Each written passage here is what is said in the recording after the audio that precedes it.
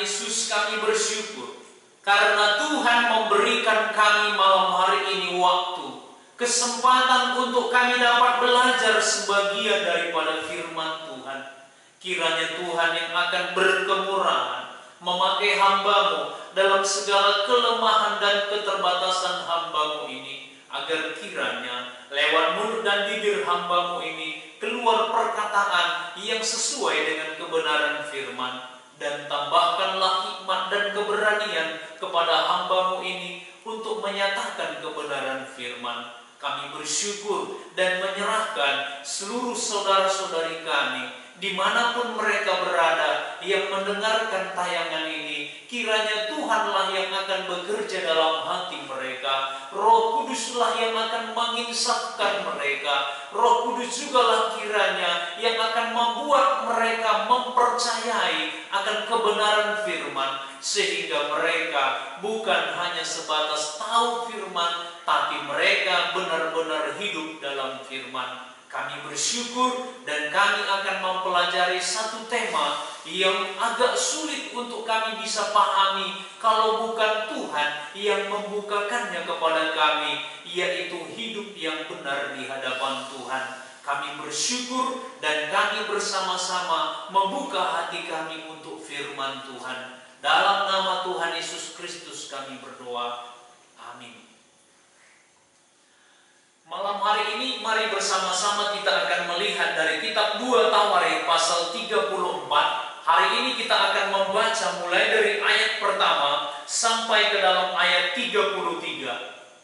Saya ulangi kembali, kita akan membaca bersama-sama dari kitab 2 Tawarik pasal 34 mulai dari ayat 1 sampai ayat yang ke-33.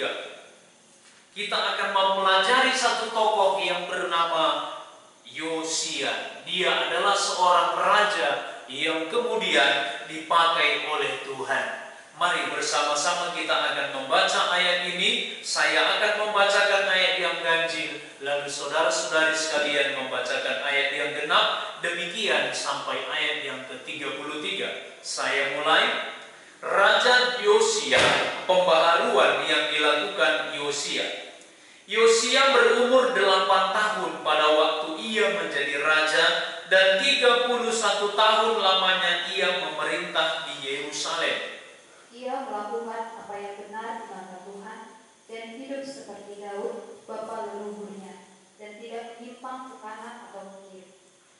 Pada tahun ke-8 dari pemerintahannya, ketika ia masih muda belia, ia mulai mencari Allah Daud, bapa leluhurnya. Dan pada tahun ke-12, ia mulai mentahirkan Yehuda dan Yerusalem daripada bukit-bukit pengorbanan, tiang-tiang berhala, patung-patung pahatan, dan patung-patung tuangan. Mesbah-mesbah para Baal dirobohkan di hadapannya. Ia menghancurkan kedupaan-kedupaan yang ada di atasnya. Ia meremukkan dan menghancur luluhkan tiang-tiang berhala, patung-patung pahatan dan patung-patung tuangan, dan menghamburkannya ke atas kuburan orang-orang yang mempersembahkan korban kepada berhala-berhala itu. Tulang-tulang para imam dibakarnya di atas mesbah-mesbah mereka. Demikianlah ia mentahirkan Yehuda dan Yerusalem. Juga di kota-kota Manasye, Efraim, dan Simeon, sampai di kota-kota Naftali yang di mana-mana telah menjadi reruntuhan. Ia merobohkan segala mesbah dan tiang berhala, meremukkan segala patung pahatan, serta menghancur luluhkannya, dan menghancurkan semua pedupaan di seluruh tanah Israel. Sesudah itu, ia kembali ke Yerusalem. Pada tahun ke-18 dari pemerintahannya, setelah selesai mentahirkan negeri dan rumah Tuhan, ia menyuruh Safan bin Azalia dan Ma'asyah, penguasa kota, serta Yoan bin Yoas, bendahara negara, untuk memperbaiki rumah Tuhan Allahnya. Maka datanglah mereka kepada imam besar Hilkiah dan menyerahkan kepadanya uang yang telah dibawa ke rumah Tuhan dan yang telah dikumpulkan oleh orang-orang Lewi, yakni oleh para penjaga pintu, dari orang-orang Manasye dan Efraim, dan dari semua orang yang masih tinggal dari Israel, pula dari seluruh orang Yehuda dan Benyamin, dan dari penduduk Yerusalem. Uang itu diberikan mereka ke tangan para pekerja yang diangkat untuk mengawasi rumah Tuhan. Dan mereka itu yang bekerja dalam rumah Tuhan mengeluarkannya untuk membetulkan dan memperbaiki rumah itu. Mereka memberikannya kepada tukang-tukang kayu dan tukang-tukang bangunan, supaya tukang-tukang itu membeli batu pahat dan kayu untuk tupai-tupai dan untuk memasang balok-balok pada gedung-gedung yang oleh raja-raja Yehuda dibiarkan roboh. Orang-orang itu melakukan pekerjaan itu dengan setia. Orang-orang yang diangkat menjadi pengawas mereka ialah Yahat dan Obaja, orang-orang Lewi dari Bani Merari, sedangkan Zakaria dan Mesulam dari Bani Kehat mengepalai semua. Dan semua orang Lewi yang pandai memainkan alat-alat musik, Mengepalai kuli-kuli dan mengiringi semua tukang dalam pekerjaan apapun. Dari antara orang-orang Lewi itu ada yang menjadi panitera, pengatur, atau penunggu pintu gerbang. Ketika mereka mengeluarkan uang yang telah dibawa ke rumah Tuhan, Imam Hilkia menemukan kitab Taurat Tuhan yang diberikan dengan perantaraan Musa. Maka berkatalah Hilkia kepada Safan, panitera negara itu, "Aku telah menemukan kitab Taurat di rumah Tuhan." Lalu Hilkia memberikan kitab itu kepada Safan. Dan Safan membawa kitab itu kepada raja. Ia juga menyampaikan kabar kepada raja, segala sesuatu yang ditugaskan kepada hamba-hambamu telah mereka laksanakan. Mereka telah mengambil seluruh uang yang terdapat di rumah Tuhan dan memberikannya ke tangan para pengawas dan para pekerja. Safan, panitera negara itu, memberitahukan juga kepada raja, Imam Hilkia telah memberikan kitab kepadaku. Lalu Safan membacakan sebagian di depan raja. Segera sesudah raja mendengar perkataan Taurat itu, dikoyakkannyalah pakaiannya. Kemudian raja memberi perintah kepada Hilkia, kepada Ahikam bin Safan, kepada Abdan bin Mika, kepada Safan, panitera negara itu, dan kepada Asaya, hamba raja, katanya, "Pergilah, mintalah petunjuk Tuhan bagiku, bagi yang masih tinggal di Israel dan di Yehuda tentang perkataan kitab yang ditemukan ini. Sebab hebat kehangatan murka Tuhan yang dicurahkan kepada kita, oleh karena nenek moyang kita tidak memelihara firman Tuhan dengan berbuat tepat seperti yang tertulis dalam kitab ini." Maka pergilah Hilkia dengan orang-orang yang disuruh raja kepada Nabi Yehuda, istri seorang yang mengurus pakaian-pakaian, yaitu Sulum bin Tokat bin Hasra, penunggu pakaian-pakaian. Nabi itu tinggal di Yerusalem di perkampungan baru. Mereka berbicara kepadanya sebagaimana yang diperintahkan. Perempuan itu menjawab mereka, "Beginilah firman Tuhan Allah Israel. Katakanlah kepada orang yang menyuruh kamu kepadaku.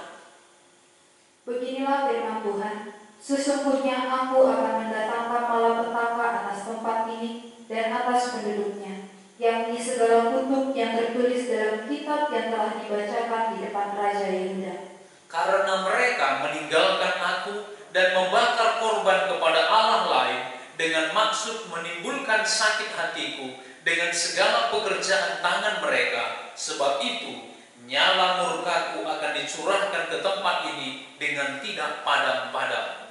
Tetapi kepada Raja Yehuda yang telah menyuruh kamu untuk meminta petunjuk Tuhan, harus kamu katakan demikian. Beginilah firman Tuhan Allah Israel mengenai perkataan yang telah kau dengar itu. Oleh karena engkau sudah menyesal dan engkau merendahkan diri di hadapan Allah pada waktu engkau mendengar firman-Nya terhadap tempat ini dan terhadap penduduknya, oleh karena engkau merendahkan diri di hadapanku, mengoyakkan pakaianmu dan menangis di hadapanku, aku pun telah mendengarnya. Demikianlah firman Tuhan. Maka sesungguhnya aku akan mengumpulkan engkau kepada nenek moyangmu, dan engkau akan dikebumikan ke dalam kuburmu dengan damai, dan matamu tidak akan melihat segala malapetaka yang akan kudatangkan atas tempat ini dan atas penduduknya. Lalu mereka menyampaikan jawab itu kepada raja. Sesudah itu, raja menyuruh orang mengumpulkan semua tua-tua Yehuda dan Yerusalem.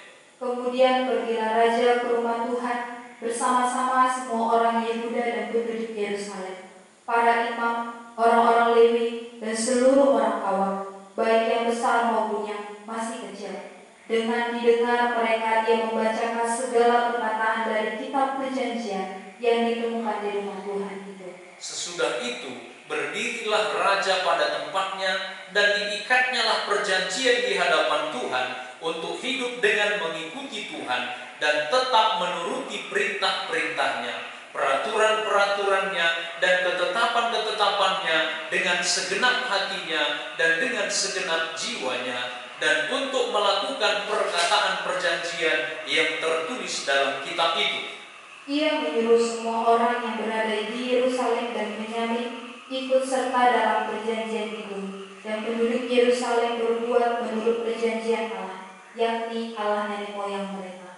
Yosia menjauhkan segala dewa kekejian dari semua daerah orang Israel dan menyuruh semua orang yang ada di Israel beribadah kepada Tuhan Allah mereka. Maka sepanjang hidup Yosia, mereka tidak menyimpang mengikuti Tuhan Allah nenek moyang mereka.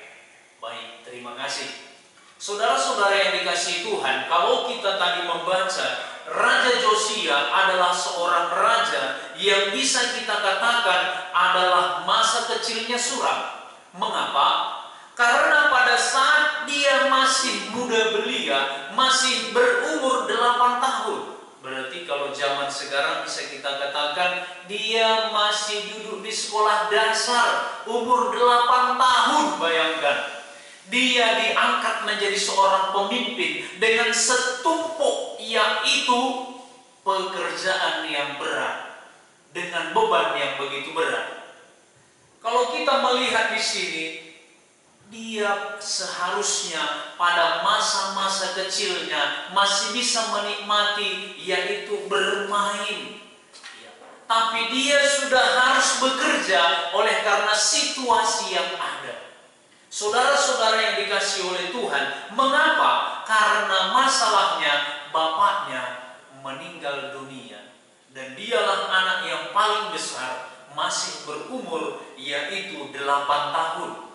Bapaknya memerintah hanya 2 tahun di Yehuda. Setelah itu dia dibunuh oleh pegawai-pegawainya, oleh karena memang Raja Amon adalah ayah dari Raja Yosia, jahat di mata Tuhan.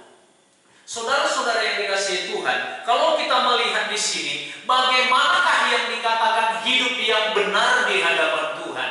Hidup yang benar di hadapan Tuhan, kalau kita mau perhatikan dari ayat yang ketiga, pada tahun ke-8 dari pemerintahannya, ketika ia masih muda belia, ia mulai mencari Allah Daud bapa leluhurnya, dan pada tahun yang ke-12 ia mulai mentahirkan Yehuda dan Yerusalem daripada bukit-bukit pengorbanan, tiang-tiang berhala, patung-patung pahatan, dan patung-patung tuangan. Kalau kita memperhatikan dalam ayat ini, maka kita akan dapat memahami bahwa yang dikatakan hidup berkenan di hadapan Tuhan adalah di mana seseorang mulai mengarahkan hatinya, pikirannya, mengarahkan seluruh hidupnya tertuju hanya kepada Tuhan. Kalau kita bisa katakan dalam bahasa yang sederhana, Tuhan mau bahwa seseorang itu sungguh-sungguh berbalik kepada Dia. Tuhan mau supaya seseorang mau bertobat. Jadi kalau kita memperhatikan Raja Yosia pada umur di mana dia masih 16 tahun, dia mulai mencari Tuhan. Dan pada saat itu dia mulai melihat bahwa ada jejak yang ditinggalkan oleh Daud, bapa leluhurnya, di mana mulai dia mempelajari bahwa Daud itu mencari Tuhan, hidupnya berkenan di hadapan Tuhan sampai akhir hidupnya. Sehingga dia pun mulai mengikuti jejak itu, supaya dalam dia memerintah di mana dia masih sangat muda, membutuhkan begitu banyak pengalaman. Dia belajar dari sosok nenek moyangnya yang bernama Daud. Maka bagaimanakah hidup yang benar di hadapan Tuhan? Mulailah, carilah Tuhan dengan segenap hati. Tuhan mau seseorang itu benar-benar berbalik kepada Dia. Bukan setengah-setengah. Tuhan tidak senang melihat seseorang jikalau dia datang kepada Tuhan hanya separuh hatinya. Tapi Tuhan mau seseorang itu datang dengan segenap hati. Dan setiap orang yang datang kepada Tuhan, Tuhan tidak akan buang. Dan Tuhan tidak akan biarkan orang itu. Tapi Tuhan akan menerima dia. Kalau kita memperhatikan, Raja Amon ayahnya bukanlah raja yang mencari Tuhan. Malahan dia adalah seorang raja yang jahat di mata Tuhan. Bahkan juga kalau kita mundur, di mana kakek Raja Josia yang bernama Manase juga jahat di mata Tuhan. Jadi kalau kita melihat di sini, Raja Josia sebenarnya, kalau dia melihat ayahnya, melihat kakeknya, dia tidak akan mencari Tuhan. Karena jahat perbuatan, yaitu orang tua dan juga kakeknya. Tetapi dia masih memiliki sosok yang bernama Daud, yang hidup dengan segenap hatinya di hadapan Tuhan. Sehingga sosok Daud inilah menjadi panutan dalam hidupnya.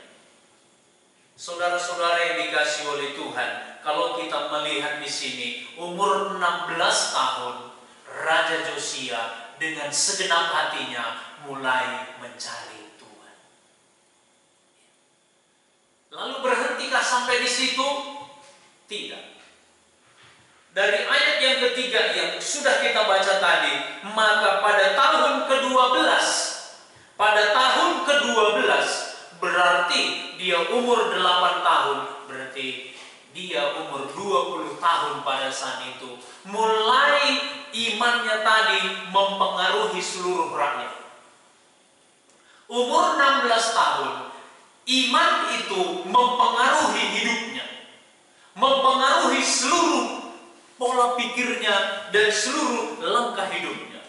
Tapi umur 20 tahun, mulailah imannya tadi mempengaruhi seluruh rakyat. Sehingga dia mulai mengarahkan rakyat itu supaya mereka beribadah hanya kepada Tuhan saja. Tidak boleh ada Allah-Allah lain selain daripada pribadi Yahweh yang mereka sembah selama ini. Saudara-saudara yang dikasihi oleh Tuhan, itu terjadi pada saat Raja Josia berumur 20 tahun. Maka dari Yerusalem dan juga dari Yehuda, dia menghancurkan, yaitu bukit-bukit pengorbanan. Tiang-tiang berhala tidak lagi ditemukan di daerah Yehuda dan Yerusalem. Bahkan setiap patung-patung pahatan, patung-patung tuangan yang dilihat oleh Raja Josia itu akan diambil dan dihancurkan. Berhentikah sampai di situ? Tidak. Setiap dia menemukan ada mesbah-mesbah dan juga yaitu dari Baal, ini juga akan dirobohkan.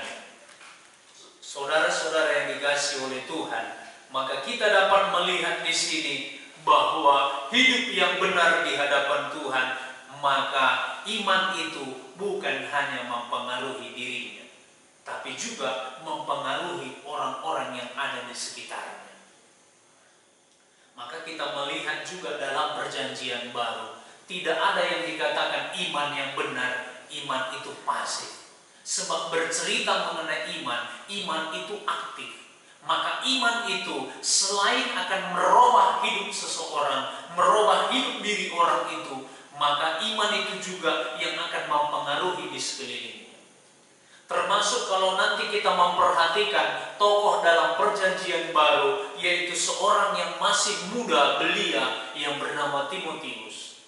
Dia juga dipanggil oleh Tuhan melalui Paulus untuk dapat terlibat dalam pelayanan, dan kemudian dia juga melayani Tuhan. Lalu bagaimana Timotius ini pada akhirnya bisa percaya kepada Tuhan? Ternyata itu tidak lepas dari neneknya Lois, yang pertama-tama yang sudah mendengar Injil dan dia percaya kepada pribadi Tuhan. Maka yaitu iman Lois ini diturunkan kepada anaknya yang bernama Eunike. Maka akhirnya ibu daripada Timotius ini menurunkan lagi imannya kepada anaknya. Maka dari sinilah kita belajar bahwa iman itu aktif.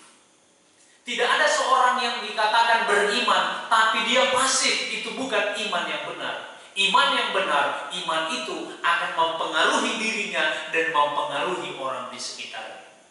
Maka kita melihat di sini Raja Josia, imannya mulai mempengaruhi hidupnya, maka juga mempengaruhi rakyat di sekitarnya. Maka ketika dia berumur 20 tahun, dia mulai berani bertindak untuk menghapuskan setiap, yaitu rakyat yang beribadah kepada Allah-Allah lain. Saudara-saudara yang dikasihi oleh Tuhan, berhentikah sampai di situ? Tidak. Lalu kalau kita melihat dari ayat yang ke-8, maka di situ kita menemukan pada tahun ke-18 dia memerintah tahun ke-18 ini, maka dia waktu itu menjadi raja umur 8 tahun, berarti sekarang umurnya 26 tahun. Pada saat dia berumur 26 tahun, maka bagaimana? Dia mulai memikirkan rumah Tuhan. Setelah tidak ada lagi, yaitu di Yehuda dan di Yerusalem ada mesbah-mesbah untuk Baal ataupun Allah-Allah lain. Sekarang dia mulai memperbaiki dan memikirkan rumah ibadah. Jadi kalau kita melihat di sini, hidup yang benar di hadapan Tuhan berarti bukan hanya memikirkan mengenai rumahnya secara pribadi, bukan hanya memikirkan yaitu istananya, tapi dia harus memikirkan rumah Tuhan. Mengapa? Karena rumah Tuhan itu adalah di mana jemaat ataupun rakyat akan beribadah kepada Tuhan. Tidak lagi beribadah kepada Allah lain, tetapi mereka harus beribadah kepada Tuhan. Maka rumah Tuhan pun diperbaiki ketika dia berumur 26 tahun. Saudara-saudara yang dikasihi oleh Tuhan, kalau kita memperhatikan di sini, maka Raja Josia yang masih muda, oleh karena Tuhan yang memberikan hikmat kepadanya, keberanian kepadanya untuk dapat bertindak sesuai dengan firman Tuhan. Maka sekarang kalau kita memperhatikan dalam Alkitab kita, maka sekarang rumah Tuhan itu diperbaiki dan diangkatnya setiap, yaitu orang-orang Lewi yang akan mengaturkan mengenai perbaikan rumah Tuhan, yang akan mengurus yaitu dan juga mengawasi para tukang-tukang yang bekerja. Lalu bagaimana di situ? Kalau kita memperhatikan nanti hidup yang benar di hadapan Tuhan selanjutnya, yaitu bagaimana dari ayat yang ke-27. Saya bacakan. Oleh karena engkau sudah menyesal dan engkau merendahkan diri di hadapan Allah pada waktu engkau mendengar firman-Nya terhadap tempat ini dan terhadap penduduknya, oleh karena engkau merendahkan diri di hadapanku, mengoyakkan pakaianmu dan menangis di hadapanku, aku pun telah mendengarnya. Demikianlah firman Tuhan. Jadi hidup yang benar di hadapan Tuhan bagaimana selanjutnya dari ayat yang ke-27, ketika yaitu Imam Hilkia pada saat dia mulai yaitu mengambil uang yang ada di rumah Tuhan untuk perbaikan rumah Tuhan tadi, ternyata dia menemukan yaitu satu gulungan kitab Taurat. Dan ini tidak dituliskan apakah itu kitab Imamat atau kitab Ulangan, tapi yang pasti bahwa kitab itu berisi mengenai amarah Tuhan terhadap orang-orang yang beribadah kepada Allah lain. Maka ketika Imam Hilkia menemukan kitab itu, diberikannya kepada Safan, lalu Safan panitera negara ini tadilah yang membacakan di hadapan raja. Lalu bagaimanakah sikap raja ketika mendengar firman? Dari ayat yang ke-27 itu, maka pada saat itu dia menyesal. Dia menyesali dosa yang telah dilakukan oleh nenek moyangnya. Dia menyesali dosa yang telah diperbuatnya. Lalu bagaimana lagi? Dia mulai merendahkan diri. Dengan cara bagaimanakah dia merendahkan diri? Dia mengoyakkan pakaiannya. Lalu dia mulai pada saat itu menangis di hadapan Tuhan. Ini bukti dia menyesal. Ini bukti dia merendahkan diri. Jadi hidup yang benar di hadapan Tuhan yang Tuhan mau itu bagaimana? Bagaimana sikap, respon kita pada saat dengar firman? Apakah Raja Josia mendengar firman pada saat dia membaca itu adalah dari seorang imam? Tidak. Bukan seorang hamba Tuhan yang membacakan firman itu kepadanya, tapi sikapnya sangat hormat. Jadi hidup yang benar di hadapan Tuhan di sini bagaimana? Bagaimana waktu firman disampaikan? Adakah sikap kita hormat kepada Tuhan? Adakah kita merendahkan diri di hadapan Tuhan? Adakah kita menyesal di hadapan Tuhan? Bukan hanya memikirkan diri kita, tapi juga memikirkan yaitu nenek moyang kita yang tidak hidup benar di hadapan Tuhan. Raja Josia ketika dia mendengar Taurat Tuhan, dia menangis di hadapan Tuhan, dia merendahkan diri di hadapan Tuhan. Tentu konteks budaya mereka dengan budaya kita berbeda. Jadi tentunya kita tidak disuruh oleh Tuhan kalau kita dengar firman lalu kita menyesal, lalu kita mengoyakkan baju kita. Bukan lagi demikian. Tapi bagaimanakah maksudnya dalam budaya kita sekarang ini? Bagaimanakah yang dikatakan merendahkan diri? Tentu yang Tuhan mau bukan pakaiannya yang dikoyak-koyak. Sebab apabila nanti setiap datang hari Minggu lalu kita mengoyakkan pakaian kita satu-satu, nah ini sudah nggak baik nanti hasilnya. Tapi bagaimanakah maksudnya di sini? Tentunya yang Tuhan mau ada kerendahan hati kita ketika kita mendengar firman. Siapapun yang menyampaikannya, kita harus menghargai, kita harus menghormati, sebab itu adalah perkataan Tuhan yang disampaikan kepada kita. Harus ada sikap yang hormat dan takut kepada Tuhan. Saudara-saudara yang dikasihi Tuhan, inilah yang dikatakan hidup benar di hadapan Tuhan.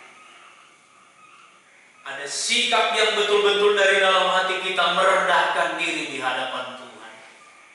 Apabila memang kebenaran firman yang kita dengar itu sedang berbicara dengan begitu keras kepada kita, kalau kita memang benar-benar mau menangis, menangislah di hadapan Tuhan.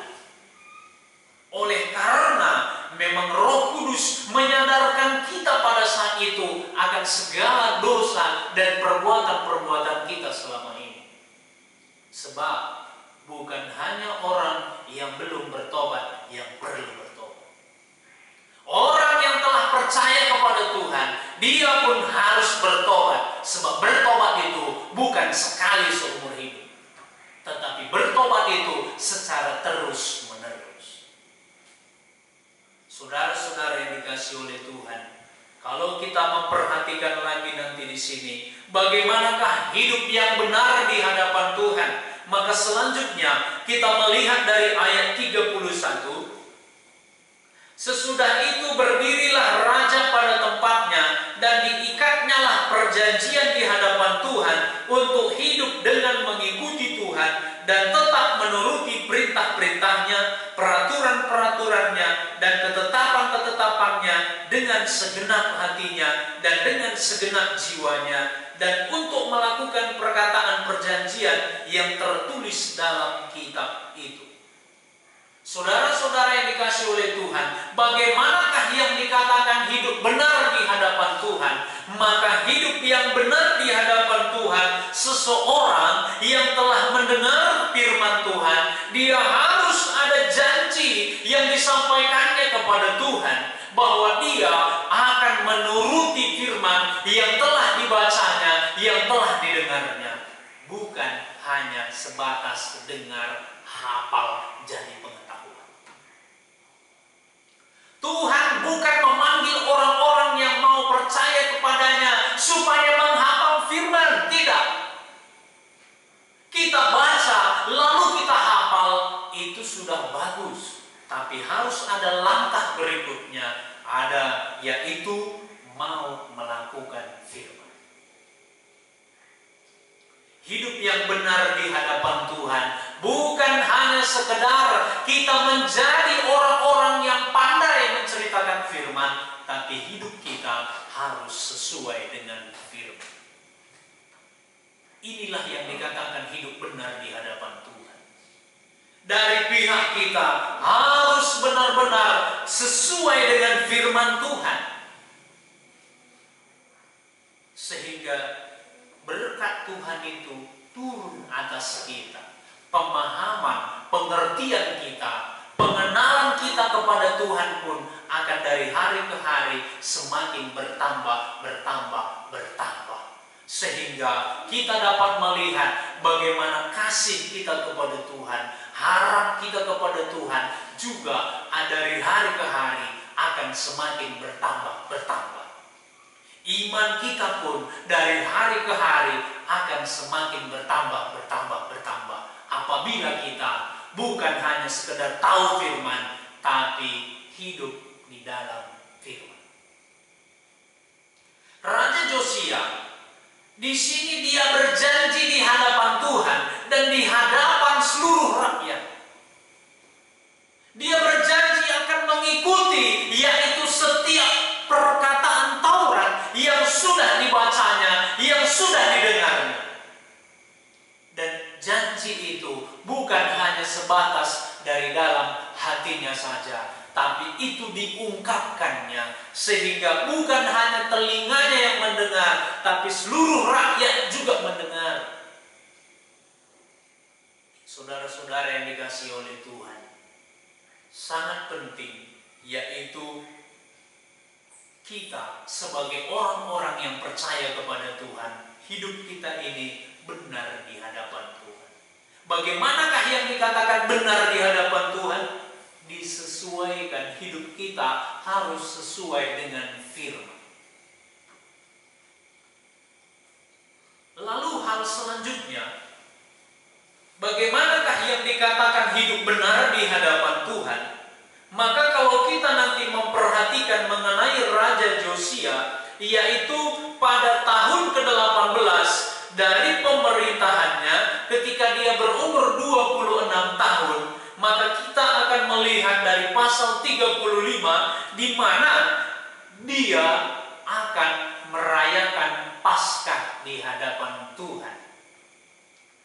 Paskah di hadapan Tuhan, dan juga seluruh rakyat pun diajak untuk merayakan Paskah itu. Dan dari pasal 35 ayat 18 dituliskan bahwa Paskah semacam itu tidak pernah lagi dirayakan di Israel sejak Nabi Samuel. Seorang pun di antara raja-raja orang Israel tidak pernah merayakan Paskah seperti yang dirayakan Josia dengan para imam dan orang-orang Lewi, dengan seluruh orang Yehuda dan Israel yang dapat hadir, dan dengan penduduk Yerusalem. Saudara-saudara yang dikasihi oleh Tuhan, apakah maksudnya Paskah? Kenapa ini dirayakan? Terakhir orang Israel merayakan Paskah yaitu pada zaman Joshua, di mana mereka sudah menyeberangi yaitu Sungai Yordan. Di sana mereka merayakan Paskah bagi Tuhan, dan itulah terakhir kali. Lalu pada zaman hakim-hakim tidak ada Paskah. Pada zaman Samuel, Nabi Samuel juga tidak ada Paskah. Lalu pada zaman raja-raja juga tidak ada Paskah. Raja Daud juga tidak merayakan Paskah. Paskah. Raja Salomo juga tidak merayakan Paskah. Dan seluruh raja-raja yang ada di Israel, di Yehuda, hanya Raja Josia satu-satunya yang merayakan Paskah. Mengapa Paskah itu perlu dirayakan? Dan ini merupakan satu peringatan dari Tuhan kepada bangsa Israel, supaya ini diingat dari keturunan kepada keturunan berikutnya. Karena Paskah adalah di mana bangsa Israel itu dilepaskan dari penghukuman Tuhan, di mana Tuhan menghukum yaitu orang-orang Mesir. Dan setiap bangsa Israel yang percaya akan Tuhan, dia harus mengoleskan yaitu darah domba di ambang pintu. Dan mereka harus menyembelih domba, dan sebagian darahnya itu harus dioleskan di ambang pintu. Dan pada saat itulah mereka makan domba Paskah. Saudara-saudara yang dikasihi oleh Tuhan, ini mengingatkan akan sejarah kelepasan dari penjajahan Mesir, dari perbudakan Mesir. Maka sejarah itu harus terus diingat. Sejarah itu harus terus diperdengarkan, supaya keturunan-keturunan yang tidak mengalami dan tidak menyaksikan dan tidak melihat secara langsung, mereka benar-benar paham, mereka benar-benar tahu bahwa Allah itu adalah Allah yang berkuasa. Saudara-saudara yang dikasihi oleh Tuhan, hidup benar di hadapan Tuhan di sini, kalau kita memperhatikan, yaitu mengingat bagaimana karya Tuhan atas hidupnya dan atas bangsa. Maka Tuhan tidak mau begitu kita sudah percaya kepada Tuhan, lalu kita melupakan bagaimana perjalanan proses untuk kita bisa akhirnya menjadi percaya. Maka Tuhan mau kita mengingat bahwa betapa jahatnya kita dahulu, dan hanya oleh karena kemurahan Tuhan sajalah, oleh karena anugerah Tuhan sajalah, akhirnya kita diselamatkan. Dan itu disebut adalah kasih karunia. Bukan oleh karena jasa kita diselamatkan oleh Tuhan. Tuhan pun menyelamatkan bangsa Israel bukan karena jasanya, bukan karena kebaikannya, tapi itu semata-mata adalah karena anugerahnya saja. Saudara-saudara yang dikasihi oleh Tuhan, maka kita dapat melihat dan kita dapat belajar dari seorang raja di Yehuda yang bernama Raja Josia. Dari sejak pecahnya kerajaan, yaitu setelah kematian Raja Salomo, di mana Raja Rehabeam, anak dari Raja Salomo, mulai terhitung dari Raja Rehabeam sampai kepada Raja Josia, dia adalah raja yang ke-16. Dan di antara 16 raja yang memerintah di Yehuda, maka dia adalah raja yang paling saleh. Dia adalah raja yang dikatakan mengikuti jejak Daud bapa leluhurnya, tidak menyimpang ke kanan dan tidak menyimpang ke kiri. Walaupun ada juga raja-raja yang takut akan Tuhan, contoh seperti Raja Yosafat, contoh seperti Raja Hizkia. Mereka juga takut kepada Tuhan, tetapi satu-satunya raja yang mengadakan Paskah semasa dia, yaitu menjadi raja, hanyalah Raja Josia. Dan Raja Josia satu-satunya lah yang menghancurkan seluruh pedupaan mesbah-mesbah, tiang-tiang berhala, tidak ada lagi berdiri di sepanjang kota-kota yang ada di Yehuda dan di Yerusalem. Semuanya dihancurkan. Dan dia mengajak seluruh rakyat supaya rakyat itu pun setia mengikut Tuhan. Namun sangat disayangkan, dari yaitu pasal 34 yang kita baca dalam ayat 33 tadi. Maka dituliskan bagian terakhir, maka sepanjang hidup Josia mereka, yaitu rakyat, tidak menyimpang mengikuti Tuhan Allah nenek moyang mereka. Itu hanya terjadi yaitu pada zaman Josia saja. Setelah Josia mati, maka rakyat mulai lagi menyimpang. Maka ini disebut pertobatan berpura-pura. Hanya Raja Josia lah satu-satunya yang mengarahkan hatinya kepada Tuhan. Tapi sebagian besar dari rakyat itu, sekalipun mereka juga yaitu mengikat janji di hadapan Tuhan dan di hadapan Raja, tapi mereka tidak sungguh-sungguh. Dan anak-anak dari Raja Josia nantinya yang akan memerintah setelah dia mati, baik Raja Yoahas maupun juga Raja Sedekia, maupun juga raja dan anak-anaknya nanti semua, tidak ada lagi yang seperti dia. Maka terakhir nanti yang memerintah adalah Raja Sedekia yang akan diangkut oleh Raja Nebukadnezar, di mana dia harus mengalami penderitaan yang luar biasa karena dia tidak mau menuruti firman Tuhan.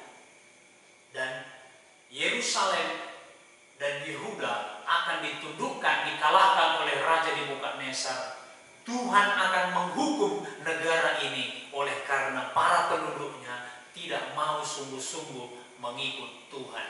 Walaupun saya katakan bukan semua rakyat tidak sungguh-sungguh, tetapi sebagian besar. Mengapa? Karena di antara rakyat itu yang akan diangkut nanti ke Babel, yaitu masih ada, yaitu Yehezkiel seorang nabi. Lalu masih ada nanti Daniel, Sadrak, Mesakh, dan Abednego. Ini juga mereka masuk dalam pembuangan itu. Saudara-saudara yang dikasihi oleh Tuhan, bagaimanakah hidup yang benar di hadapan Tuhan? Pertama-tama yaitu dimulai dari dalam diri kita. Jangan menuntut orang lain.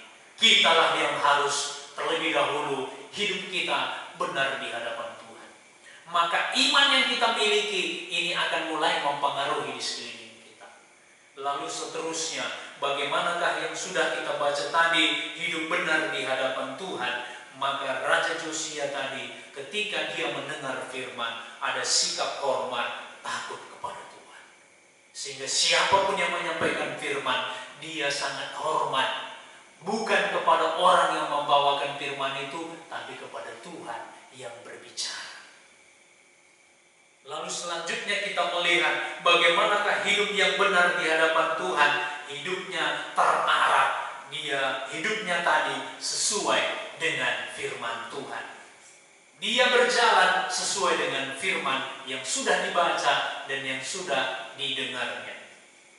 Lalu selanjutnya, bagaimanakah hidup yang benar di hadapan Tuhan tadi? Orang itu harus mengingat sejarah bagaimana Tuhan menyelamatkan dia dan menyelamatkan orang-orang yang percaya kepada Tuhan. Kiranya Tuhan berkemurahan menolong kita, sehingga hidup kita ini bukan lagi hidup untuk diri kita, tapi hidup kita harus hidup untuk Tuhan yang telah berkemurahan menyelamatkan kita, menganugerahi kita keselamatan jiwa. Mari kita tunduk kepala, kita berdoa. Tuhan Yesus, kami bersyukur karena Tuhan mengajar kami, Tuhan menasihati kami, Tuhan menolong kami melalui tokoh yang bernama Raja Josia, yang masih muda belia, yang Tuhan panggil dan yang Tuhan pakai untuk memberitakan Injil kepada rakyat. Di mana Tuhan menolong dia sehingga dalam kepemimpinannya sebagai seorang raja yang masih muda, dia benar-benar mengarahkan hatinya kepada Tuhan. Kami berterima kasih karena lewat perjalanan hidupnya, maka kami pun dapat belajar bagaimanakah hidup yang benar di hadapan Tuhan. Tentu itu harus dimulai dari dalam diri kami. dan hidup, maka iman yang kami miliki itu bukan hanya mempengaruhi hidup kami, tapi juga mempengaruhi orang-orang di sekeliling kami. Tuhan, tolonglah kami, supaya kami setelah diselamatkan bukan lagi hidup untuk diri kami, tapi kami hidup untuk Tuhan yang telah menyelamatkan kami. Kami berterima kasih karena lewat firman Tuhan menasihati dan menegur kami, supaya terlebih kami belajar, yaitu hormat, takut kepada Tuhan ketika kami mendengar firman. Kami bersyukur, dan kiranya Roh Kudus jugalah yang akan bekerja dalam setiap diri orang-orang yang menyaksikan tayangan ini, sehingga kebenaran firman yang sudah kami pelajari ini akan mempengaruhi seluruh hidup mereka. Dalam nama Tuhan Yesus kami berdoa. Amin.